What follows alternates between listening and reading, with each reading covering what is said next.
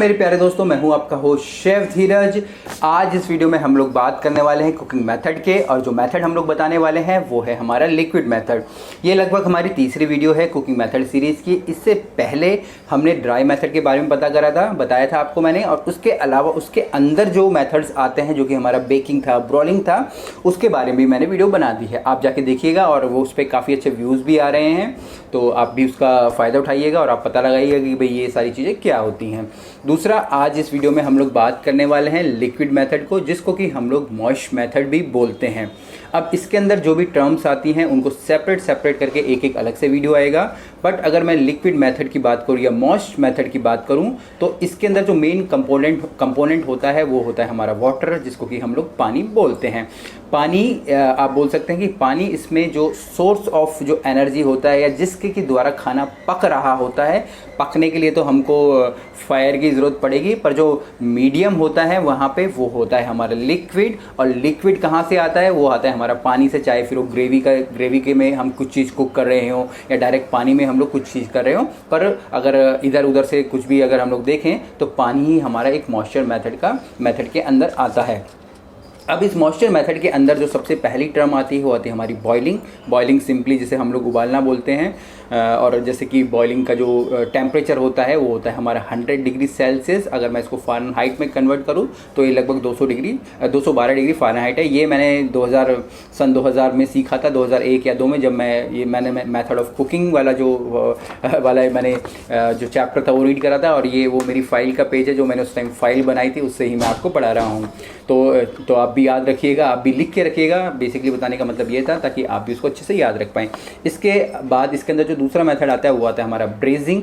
अगर आप गूगल में जाके ब्रेजिंग की हिंदी मतलब क्या होती है तो प्लीज़ अगर आप जाके देखिएगा, क्योंकि जो ये मेथड्स होते हैं कभी कभी जैसे इस तरीके के क्वेश्चंस आते हैं कि भाई कि बॉइलिंग का क्या मतलब है। बॉइलिंग सिंपली मैं बोलूँ तो उबालना होता है। अगर कोई ब्रेजिंग का मतलब ढूंढने जाएगा तो वो नहीं मिल पाएगा, क्योंकि ये इंग्लिश टर्म है। जिस प्रकार से अगर मैं बोलूँ हिंदी में हम लोग किसी चीज़ को तल रहे हैं, तल तो फ्राई हो जाता है, भुनना हो गया, ठीक है जी, तो वो रोस्ट हो जाता है। अगर मैं रोस्ट को अगर कॉन्टिनेंटल की तरफ से सोचने की कोशिश करूँगा तो उसका मेथड कुछ और निकल रहा है, और इंडियन की तरफ से मैं अगर सोचने की कोशिश करूँगा तो उसका मतलब कुछ और निकलता है। तो यहाँ पे हम लोग जो अपने इंडियन के कुकिंग टर्म्स है उसको अलग रख लेते हैं, और इवन इंडियन के अंदर क्या कुकिंग टर्म्स होती हैं ये भी मैंने इसके ऊपर भी वीडियो बना रखी है, आप जाके वो भी देख सकते हैं। जैसे कि मैंने पहले बताया, हमारा बॉइलिंग होता है, दूसरा हमारा होता है ब्रेजिंग। ब्रेजिंग हमारी दो तरीक़ों से मिलकर बनी होती है जो ये प्रक्रिया होती है। इसके अंदर हमारा रोस्टिंग और स्टूइंग, दो प्रकार के इसमें मेथड यूज़ हो रहे होते हैं। रोस्टिंग हमारा जो आ जाएगा हमारे मीडियम फैट के अंदर आ जाता है, बाकी स्टूइंग भी हमारा मीडियम फैट के अंदर आ जाता है। जब हम वो पढ़ेंगे तब हम उसके बारे में पढ़ेंगे।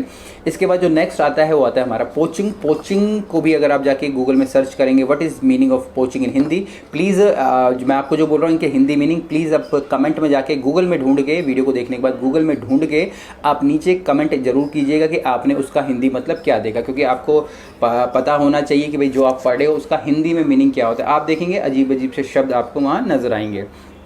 तो पोचिंग यहाँ पे हो गया।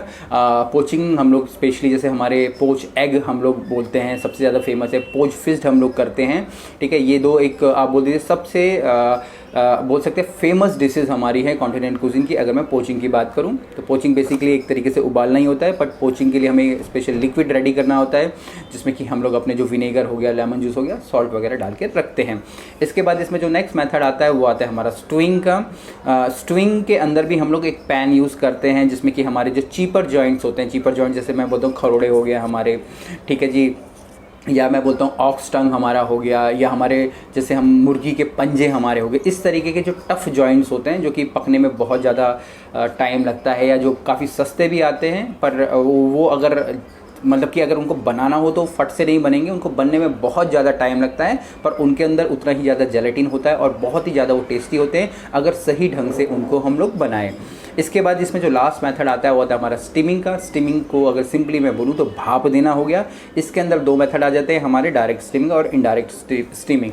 और जो ये डायरेक्ट और इनडायरेक्ट स्टीमिंग होती है, जो हमारे पेशेंट्स होते हैं होटल में आपको हॉस्पिटल में आपको इस तरीके का खाना मिल जाएगा जो कि हमारे पेशेंट के लिए होता है। इवन घर पे अगर कोई बीमार वगैरह होता है तो हम भी उसको उबला जैसा खाना देते हैं, चाहे उबली सब्जी हो, उबले चावल हो, ये सारी चीज़ें। तो ये सारे मेथड हमारे जो लिक्विड मेथड या मॉइस्ट मेथड के अंदर आते हैं, जो कि आने वाली वीडियोज़ में मैं आपको एक एक करके एक एक जो कंपोनेंट मैंने बोला है उनके बारे में स्पेसिफिक क्या क्या इंपॉर्टेंट पॉइंट्स होते हैं वो सारी की सारी चीज़ें बताऊंगा। बाकी जनरली अगर आप इंटरव्यू के लिए जा रहे हैं, कोई आपसे पूछेगा भी मेथड ऑफ कुकिंग के जो मॉइस्चर मेथड या लिक्विड मेथड होता है उसके अंदर क्या क्या चीज़ें आती है, तो आप सिंपली आप बोल सकते हैं कि मॉइस्चर मेथड के अंदर हमारा आता है बॉइलिंग हो गया, हमारा पोचिंग हो गया, ब्रेजिंग हो गया, स्ट्यूइंग हो गया, स्टीमिंग हो गया, स्टीमिंग के अंदर डायरेक्ट और इनडायरेक्ट। सिंपल आप आंसर दे सकते हैं। उम्मीद करता हूँ आपको ये वीडियो अच्छी लगी होगी। बाकी कुछ भी क्वेश्चन हो, कमेंट्स हो, आप नीचे लिख सकते हैं। बाकी फिर मिलेंगे एक नए वीडियो में, तब तक के लिए जय हिंद।